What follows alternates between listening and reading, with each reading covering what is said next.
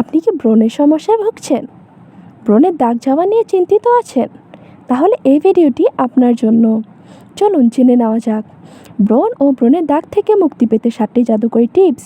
1. প্রতিদিন 9 থেকে 10 গ্লাস পানি পান করুন। 2. প্রতিদিন রাতের খাবারের পর যে কোনো মৌসুমি ফল খান, এটি আপনার ত্বককে সতেজ রাখবে।